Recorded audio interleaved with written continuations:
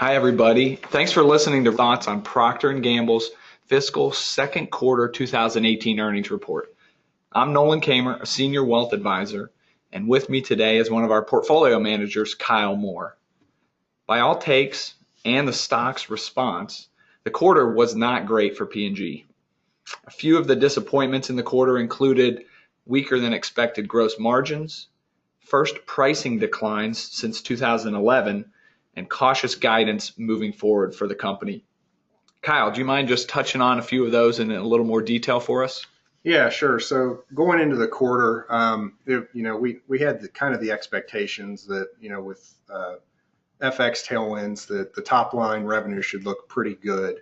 But we were also cognizant of the fact that, commodity costs have been rising, and that was likely going to be a pressure on gross margins. But, we were pretty much expecting that productivity savings would be able to offset some of those increases in raw materials. And that actually wasn't the case. They weren't able to do enough to offset the increase in raw materials. They also saw some inventory destocking, which last quarter we were kind of hoping that had abated, but it's kind of shown back up a little bit. And then you still have the headwinds from Gillette pricing actions. I think that cost them about 40 basis points. So, it was a pretty difficult quarter for them. And as you pointed out, this is the first pricing decline they've seen since 2011. So that's pretty notable, especially in the face of rising input cost.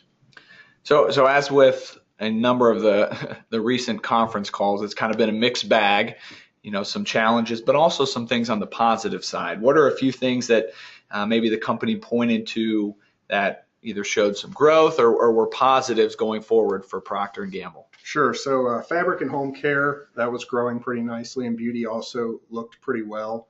They've been giving up less and less share, and that's a rapidly growing market, so that's really helped their growth. They talked about entering the naturals U.S. baby market coming into the later in the year, so that's potentially something that could be another growth engine for them.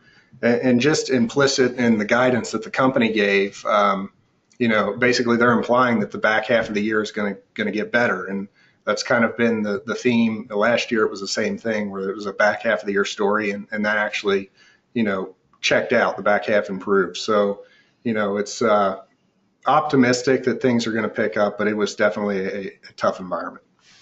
So, the company appears to be stuck in the mud. I mean, the tires are spinning, but the truck's not going anywhere right now.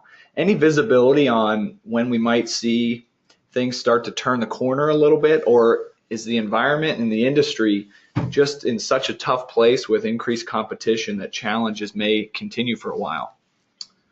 So I'd say, one thing that they'll be lapping at the end of the fiscal year will be the pricing actions, the price cuts that they took in Gillette. So that's been a headwind for them. So once you start to lap that, year-over-year comparisons start to be easier for them. So that's one major thing that we know is likely to, a headwind that's going to abate for them. But, as I had mentioned earlier, when you're starting to see pricing pressures, and that's also in the face of rising costs, that's a difficult environment to be operating in.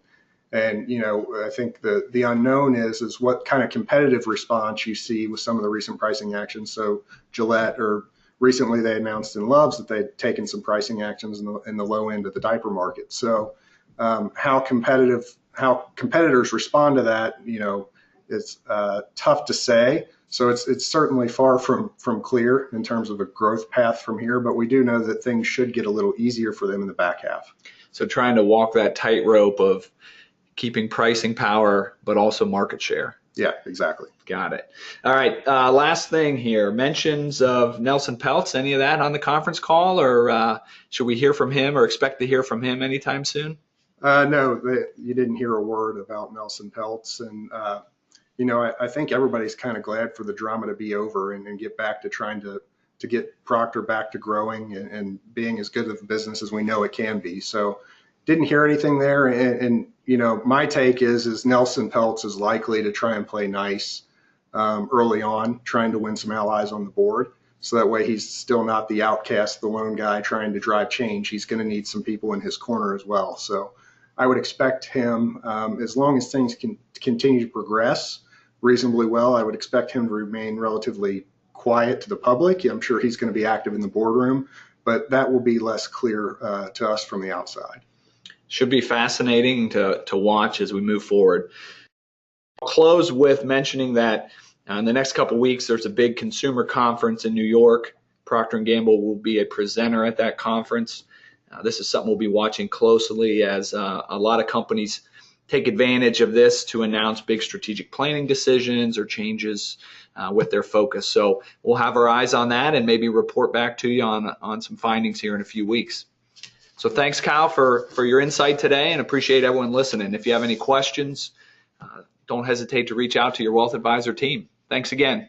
Mariner Wealth Advisors is an SEC-registered investment advisor with its principal place of business in the state of Kansas. Registration of an investment advisor does not imply any level of skill or training. For additional information about Mariner Wealth Advisors, including fees and services, please contact Mariner or refer to the Investment Advisor Public Disclosure website at www.advisorinfo.sec.gov.